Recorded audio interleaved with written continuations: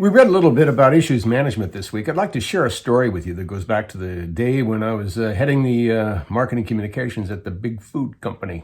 This is not a particularly good or pride point for me because in my mind, I was probably on the wrong side of the issue, but that's not the job that you have when you're in charge of corporate communications.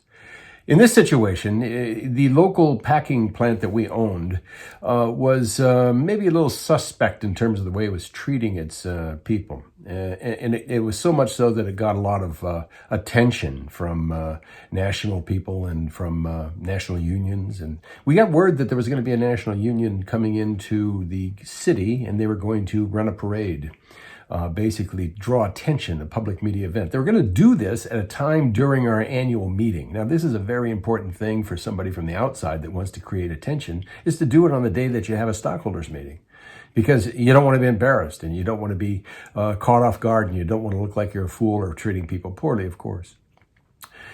We got wind of the fact that there was going to be this planned parade, and I was able to understand something that I don't know how I got this piece of information, but it tells you that you really are better off knowing everything you can. I found out that on any given day in the city, only one parade permit could be issued. And it just so happened that I talked to a friend of mine who had who ran a league baseball, a little league baseball organization. And I reached out to him and said, would you be interested maybe in having your parade on this particular day?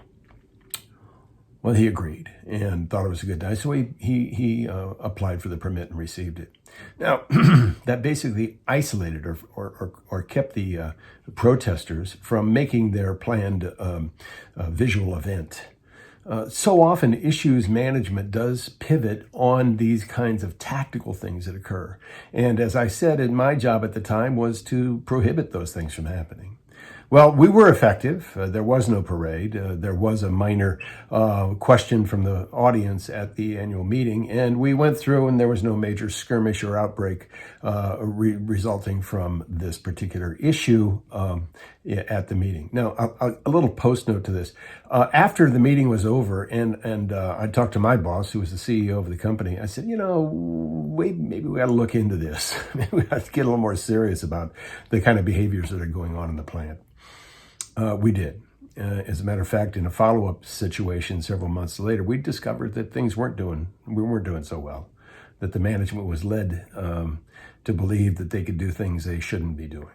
Now, this is the better side of the story. I actually advocated for changing that, and I got in touch with some folks in our organization, and we're able to actually cause some substantial change to occur. So much so that this same national union that wanted to make a big display at our annual meeting came back a couple months later and said that they wanted to basically make a big statement, a big press conference about how poorly we treated people.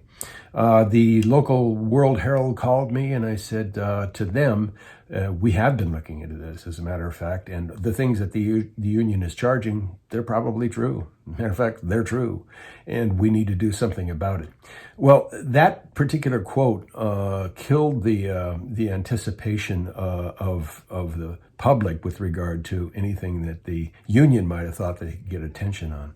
We admitted fault. We did the right thing in my book, and my boss's book as well, and we decided it wasn't right. And we did go investigate what was happening in our plants and found out that there was some serious kinds of violations that were occurring, and we corrected them. Now, that's kind of a mini story about the way that issues can affect a company. So let's get a little more deeper into this idea of managing the emerging issues that affect reputation. This is something we just talked about, and the ability of the firm to accomplish its mission and strategic intent. Those are the two bookends of this argument.